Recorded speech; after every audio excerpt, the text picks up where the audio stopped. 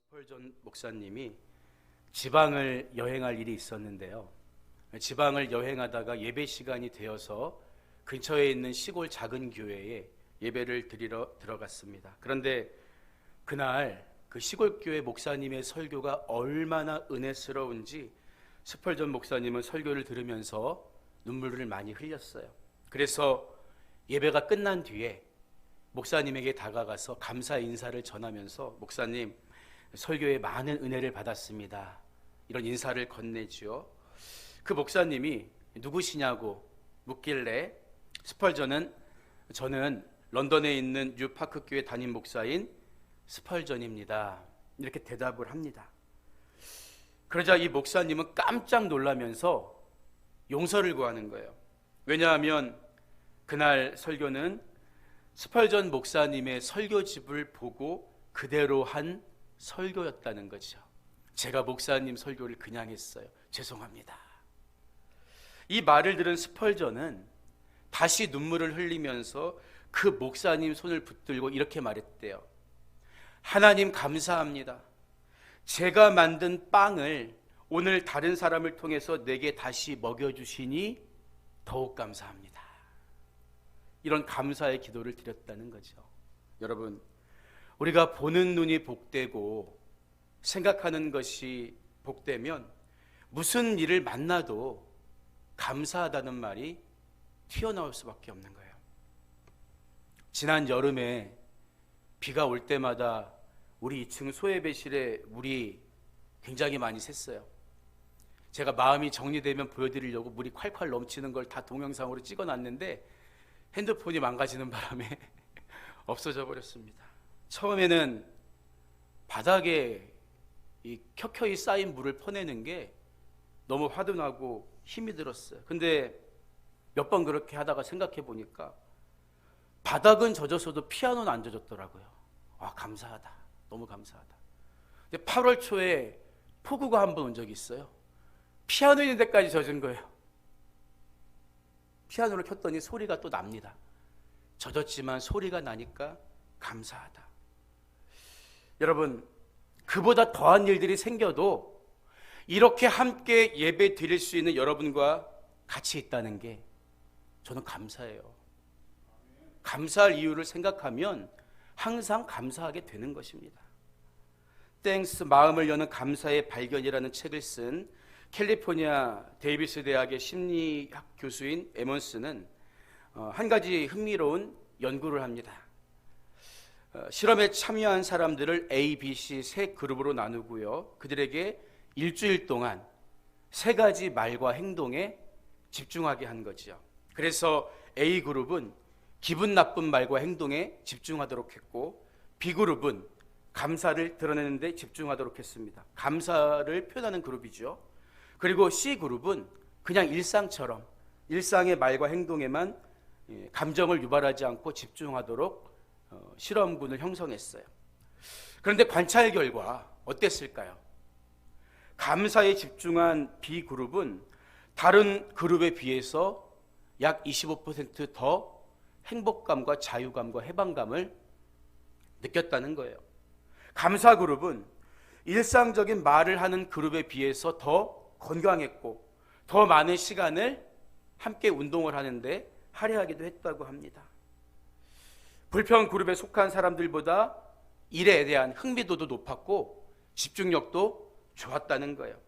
그래서 이 교수가 일정 동안 장기적으로 연구를 더 지속하기 위해서 2명을 뽑아서 1년 동안 실험을 계속했는데 정말 매일 감사하는 태도를 연습하는 사람이 더 효과적이고 행복한 인생을 산다는 것이 밝혀졌다는 거예요. 무엇이든지 감사하는 사람들이 남을 더 배려하고 즐겁고 행복한 하루를 살아가고 있었다는 거죠. 여러분, 그런데 놀라운 것은 이 감사를 훈련하는 게 그저 마음의 안정, 어떤 정말 행복하다는 기분만 준 걸까요? 그렇지가 않았다는 거예요. 육체적, 정신적 삶에 실제적인 영향까지 주었다는 거죠. 그래서 감사하는 사람들의 평균 수명이 9년까지 더 늘어났다는 거죠. 우리 교회에 계신 분들은 감사하기 때문에 제가 볼 때는 100살까지는 다 장수하실 것 같아요. 그리고 연평균 수입도 미국 기준이지만 감사하는 사람이 그렇지 못한 사람들보다 평균적으로 25,000달러가 더 높았다고 합니다. 날마다 감사하며 사는 사람이 그렇지 않은 사람보다 행복하다는 것이 어떤 실험으로도 증명되었다는 거죠. 여러분, 그렇기 때문에 감사할 조건이 있어야만 감사하겠다는 것은 어리석은 거예요. 감사하다 보면 감사할 일들이 실제로 생기는 것입니다. 여러분의 배우자로 인해서, 자녀들로 인해서, 가족으로 인해서 여러분 낙심할 게 아니라 감사하라는 거예요. 이런 좋은 식구를 주셔서 감사합니다. 감사합니다. 여러분, 감사는 씨앗과 같은 거예요. 씨앗. 감자의 씨를 씹으면 감자가 나죠. 고구마 씨를 심으면 고구마가 나죠. 마찬가지예요. 감사의 씨를 뿌려야 감사의 열매도 우리가 거둘 수가 있는 것입니다. 물론 여러분의 인생에도 비가 내리는 궂은 날은 찾아오죠. 지금 비를 맞고 계신 분이 있을 수도 있어요. 당장은 비를 맞는 게 난감하고 괴로운 일일 수 있지만 그 비로 인해서 자라지 못했던 작물들이 연글고 더러워졌던 하늘이 다시 맑아지는 것을 볼 수 있는 복된 눈이 우리에게 회복될 수 있기를 주님의 이름으로 축복합니다. 하나님은 그 빛 가운데에서도 일하고 계시기 때문이에요. 여러분, 성경에 나오는 많은 인물들이 있는데 그 중에 가장 높은 지위까지 올라간 사람이 누구인지 혹시 아세요? 제가 우리 아들한테 물어봤더니 요셉이라고 얘기하더라고요. 훌륭하다 그래. 여러분, 그런데 요셉은 애굽의 총리였지만 애굽이라는 나라가 세계를 정복하지는 못합니다. 전통적인 강대국이었던 건 맞지만 북진을 하지 못했단 말이에요. 그런데 오늘 본문에 나오는 다니엘은 과거 세계를 제패한 제국 바벨론의 여러 왕들 아래서 고위 관료를 합니다. 그리고 바벨론에 이어서 세계를 제패한 메데와 바사 제국의 초대왕 다리오 치하에서도 총리로서 왕 다음 가는 지위와 신분을 유지해요. 그런데 이게 정말 대단한 일인 거 여러분 아세요?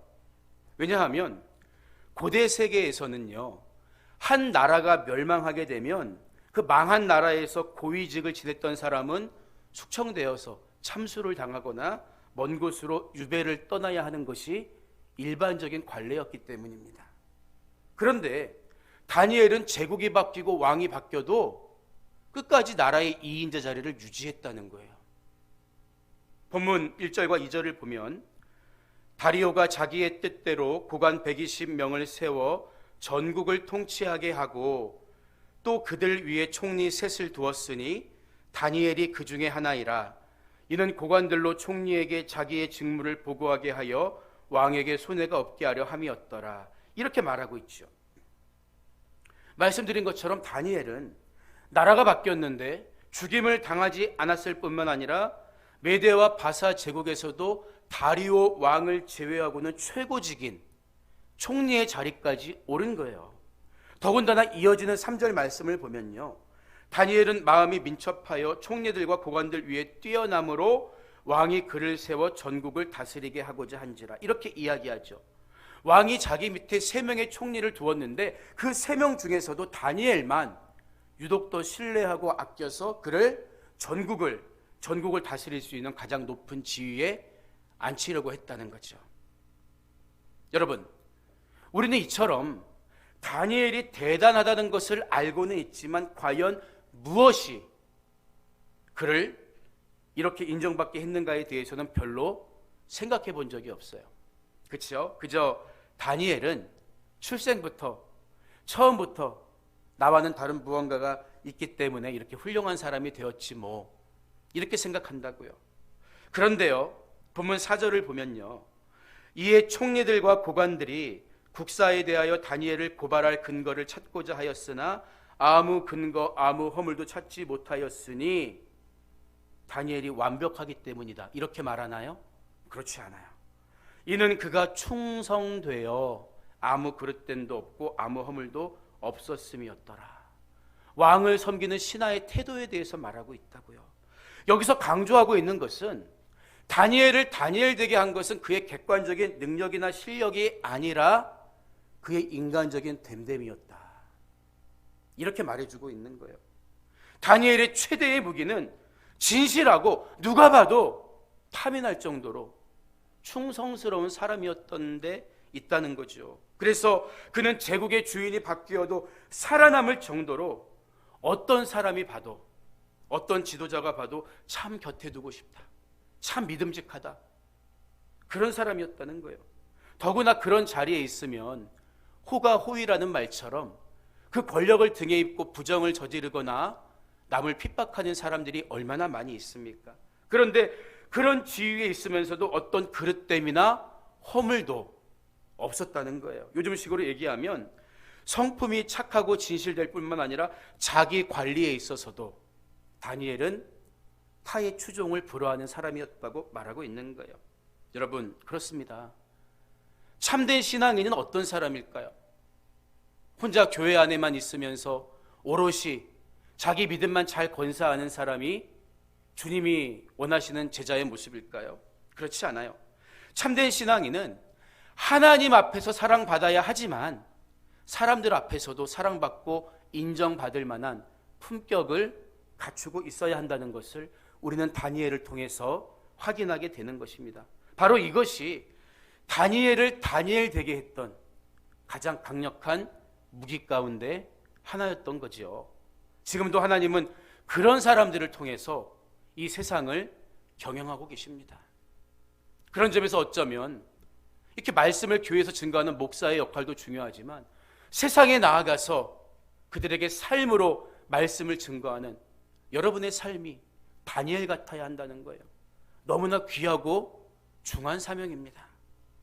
그런데 사람들에게 사랑받는 사람 곁에는 누가 있습니까?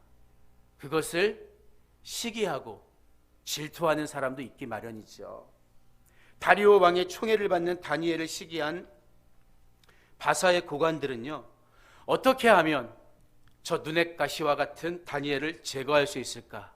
여기에 대해서 골몰하죠. 그리고 내린 결론이 무엇입니까? 5절을 보면요, 그들이 이르되 이 다니엘은 그 하나님의 율법에서 근거를 찾지 못하면 그를 고발할 수 없으리라, 이렇게 결론 내려요. 그들은 하나님 말씀에 철저하게 순종하는 다니엘의 그 신앙을 이용해서 그를 무너뜨릴 계략을 꾸미려고 한 것입니다. 초대교회 성도들은 대부분 유대교를 믿다가 개종한 사람들이었습니다. 우리가 사도행전을 봐도 바울이, 전도자들이 어디로 갑니까? 유대인들이 예배를 드리는 회당으로 가요. 회당에서 복음을 증거합니다. 그래서 처음에 기독교인들은 여전히 회당에 나아가서 기도했습니다. 그들의 예배에 섞여 있었어요. 유대인들이 볼 때도 기독교는 우리 유대교 안에 한 분파이지 뭐 똑같이 예배를 드릴 수 있다, 이렇게 인식했다는 거죠. 하지만 예수님만을 유일한 메시아, 유대인들은 지금도 메시아를 기다리지만 우리는 메시아를 기다리지 않잖아요.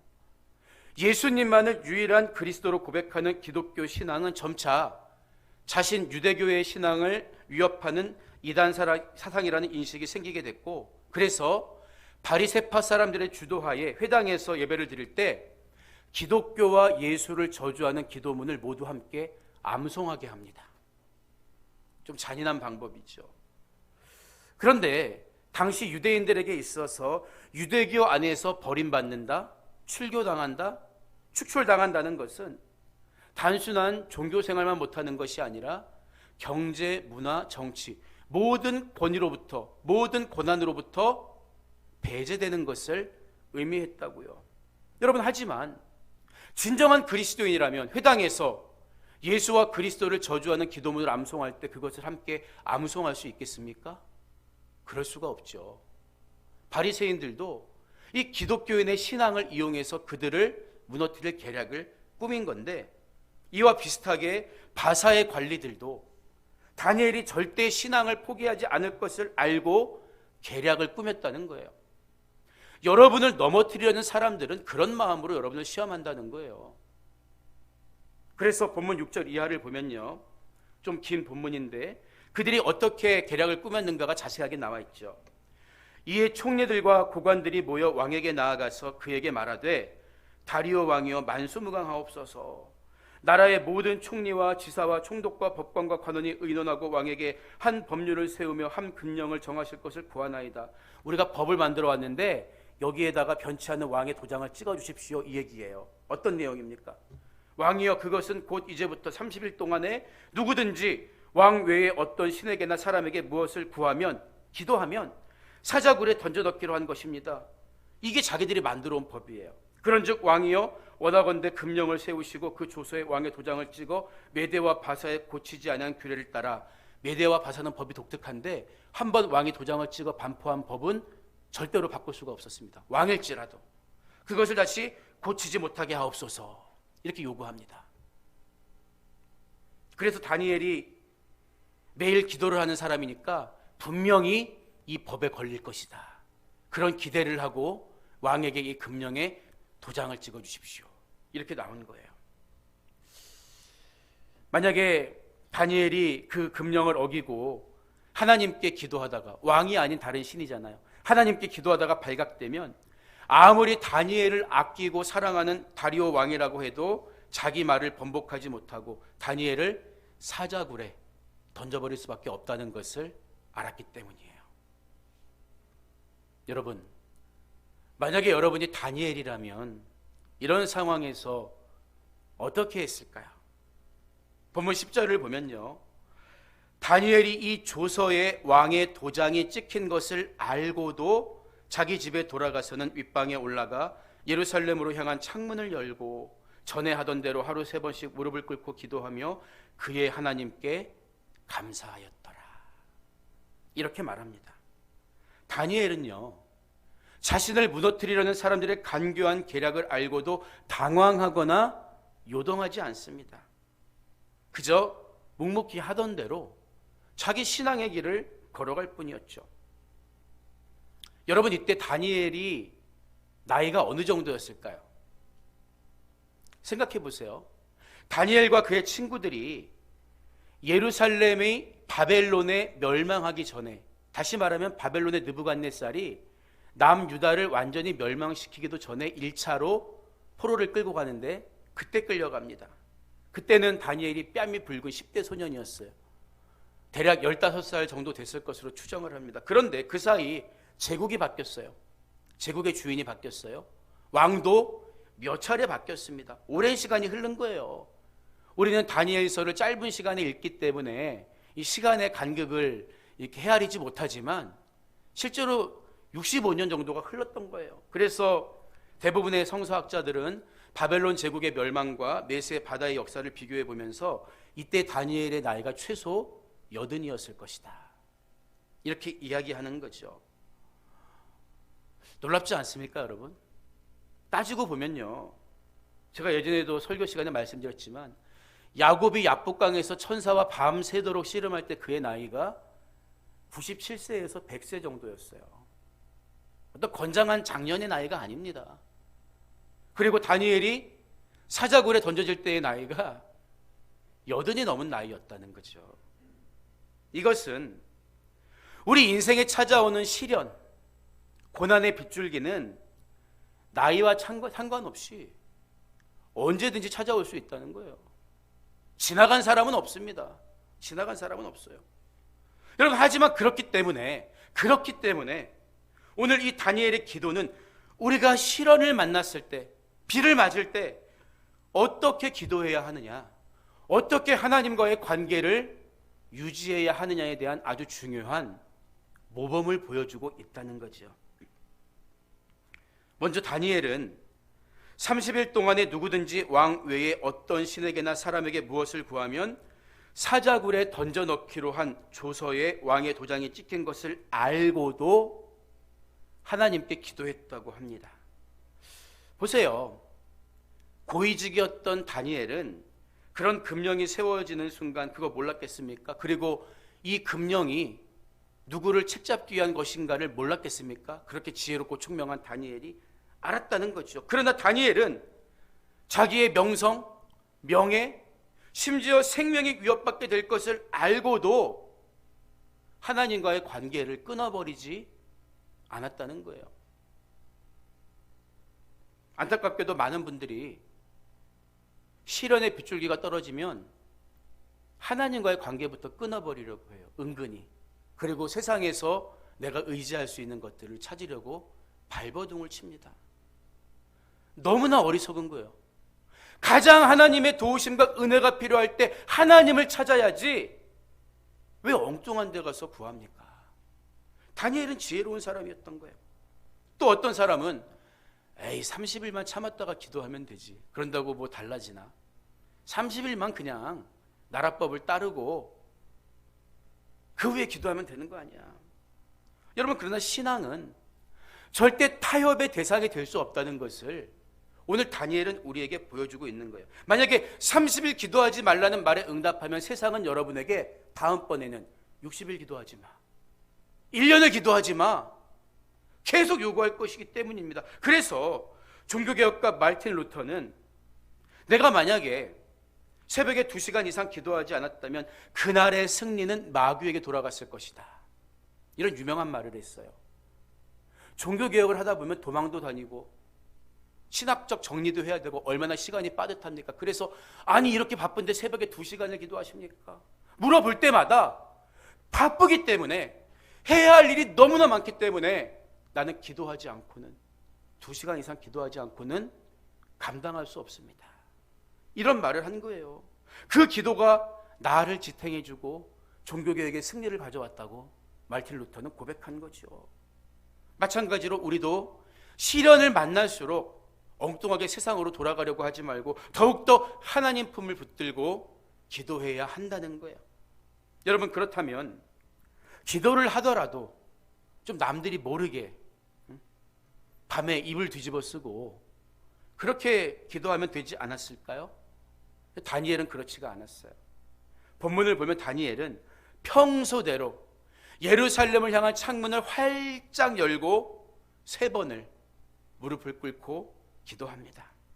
아마 이런 다니엘의 모습을 다른 사람들, 특히 다니엘을 음해하려고 했던 사람들은 반드시 볼 것이라는 사실을 다니엘은 알고 있었겠죠.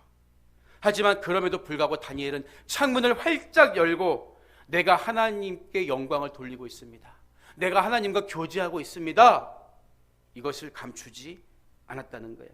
한마디로 자기가 지키려는 신앙을 위해서 위기가 찾아올 수 있음을 알면서도 평소에 가졌던 하나님과의 관계를 어그러뜨리지 않았다는 거예요.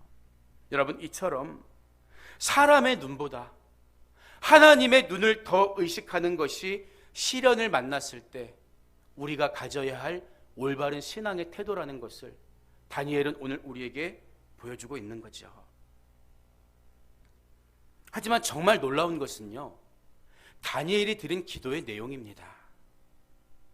우리는 자신이 고발당해서 죽을 수도 있는 위기 앞에서 하나님 나 좀 살려주세요, 하나님 저 대적들, 저 간교한 사람들의 마음 아시죠?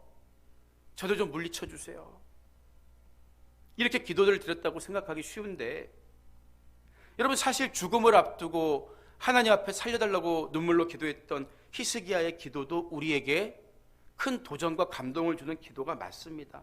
이런 기도가 절대 잘못된 기도는 아니에요. 이상한 기도 아닙니다. 그런 기도 드릴 수 있어요.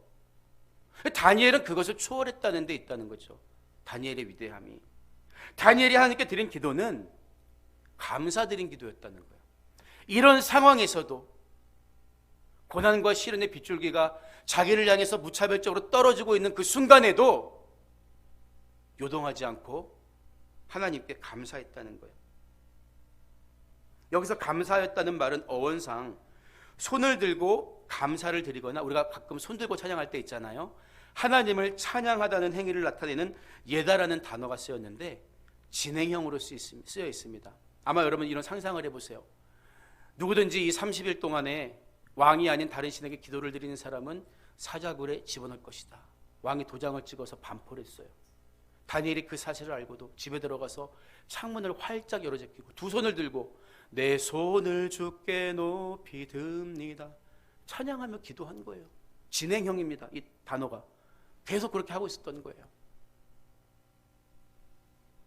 여러분, 다니엘은 도대체 어떤 사람이기에 자기에게 이렇게 시련의 비가 쏟아지는 그 상황 속에서도 담대하게 하나님께 감사 찬양을 드릴 수가 있었을까요? 어렵지만 간단해요. 다니엘은 과정보다 결과를 믿는 사람이었기 때문입니다. 다니엘은요, 하나님이 예레미야 선지자를 통해서 예레미야서 29장 14절에서 나는 너희들을 만날 것이며 너희를 포로된 중에서 다시 돌아오게 하되 내가 쫓아보내었던 나라들과 모든 곳에서 모아 사로잡혀 떠났던 그곳으로 돌아오게 하리라. 이 직접 하신 하나님의 말씀을 믿었던 거예요. 하나님은 포로로 끌려간 유다 백성들을 반드시 돌아오게 하실 뿐만 아니라 포로지로 끌려간 그 곳에서도 그들과 다니엘과 함께 계시고 하나님의 때에 하나님의 승리를 이루신다는 사실을 믿었던 거예요. 무엇을 통해서? 성경 말씀을 통해서, 예레미야서의 말씀을 통해서. 여러분, 예레미야가 그냥 눈물만 질질 흘리던 그런 선지자가 아니에요. 미래를 내다보면서 포로지에 있던 다니엘 같은 사람들, 그 뒤에 나오는 여러 사람들에게 신앙적인 이정표와 지켜야 될 뿌리를 제공해 준 위대한 교육자이기도 합니다. 그 사실을 다니엘이 깨달았기 때문에 내가 지금 해야 될 일은 하나님이 반드시 그 일을 이루실 것이지만 너희가 기도해야 응답하리라고 말씀하셨기 때문에 나는 그 일을 멈출 수 없습니다. 하나님은 선하시고 반드시 우리를 구원하실 것입니다. 이 약속을 믿었기 때문에 이 약속에 대한 감사의 마음으로 그것을 미리 보고 하나님께 영광을 돌려드리는 거예요. 여러분, 문제 가운데 염려하거나 문제만 바라보며 절망하는 것은 누구나 할 수 있어요. 하지만 다니엘은 그보다 더 큰 그림을 그리시는 하나님의 약속을 믿었고 바라봤던 거죠. 바로 이것이 다니엘의 위대한 점이었던 거예요. 그래서 비를 맞아도 감사하는 사람이 바로 다니엘이었던 것입니다. 여러분, 하나님이 포로로 끌려갔던 유다 백성과 다니엘을 향한 계획만 갖고 계실까요? 그렇지 않습니다. 하나님은 나를 향한 계획도 갖고 계세요. 우리 가정과 우리 기업을 통해서 이루실 웅대한 계획을 갖고 계십니다. 그리고 그 계획을 다 이루기까지 더러 과정 중에 우리가 비를 맞는 일도 있을 수 있지만 결과는 하나님은 우리를 온전히 세워가신다는 거예요. 우리가 이런 믿음의 눈으로 감사를 회복하고 기쁨을 회복할 때 인생의 시련이라는 비를 맞아도 다니엘처럼 하나님께 감사 기도를 드릴 수 있는 위대한 신앙인이 될 수 있는 것입니다. 오늘 말씀을 마무리합니다. 조선 비지에서 문화 전문 기자로 일하고 있는 김지수 씨가 쓴 고 이어령 교수와 대화하는 형식으로 기록한 이어령의 마지막 수업이라는 책이 있어요. 여러분도 한번 읽어보시면 어떤 노문학가의 깊은 영성과 묵상을 만날 수가 있을 것입니다. 그런데 그 책 속에서 이어령 교수가 이런 말을 합니다. 그분의 표현대로 읽어드릴게요. 강화도에 가면 화문석이 유명하잖아. 꽃화자에 무늬 문자 써서 화문석이거든. 그런데 나는 무늬가 있는 것보다 무늬가 없는 게 더 좋아서 그걸 달라고 했지. 그런데 화문석보다 무문석이 더 비싸다는 거야. 그래서 따졌네. 이보시오, 어째서 손도 덜 가고 만들기 쉬운 단순한 이 무문석이 더 비쌉니까? 그랬더니 모르는 소리 마세요. 화문석은 무늬를 넣으니까 짜는 재미가 있죠. 무문석은 민자라 짜는 사람이 지루해서 훨씬 만들기가 힘듭니다. 그 소리를 듣고 내가 무릎을 쳤어. 화분석은 짜는 과정에서 문이 넣는 기대감이 생기고 자기가 힘이 나서 짜. 반대로 무문석은 오로지 완성만을 위한 지루한 노동이야. 변화가 없으니까 더 힘든 거지. 그런데 인생도 그렇다네. 세상을 생존하기 위해서 살면 고역이야. 외모주의만을 위해 노동하고 산다면, 의식주만을 위해 노동하고 산다면 평생이 고된 인생이지만 고생까지도 자기만의 무늬를 만든다고 생각하며 즐겁게 살아가면 비록 가난해도 행복한 거라네. 이런 이야기를 들려주더라고요. 여러분, 어쩌면 우리가 살면서 맞게 되는 고난이라는 비는요, 우리 인생에 새겨지는 화분석 무늬 같은 게 아닐까요?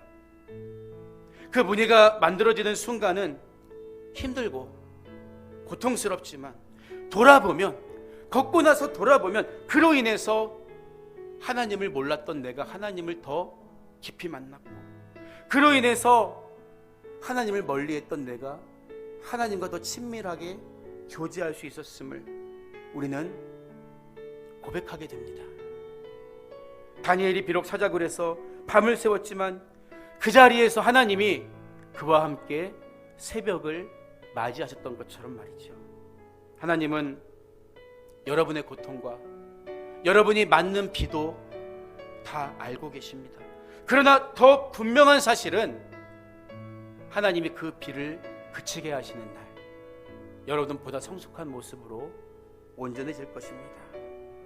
여러분도 다니엘처럼 비를 맞아도 감사하는 사람이 되어서 언제나 하나님이 주신 기쁨과 자유함을 누리며 살아가실 수 있기를 주님의 이름으로 간절히 축복합니다.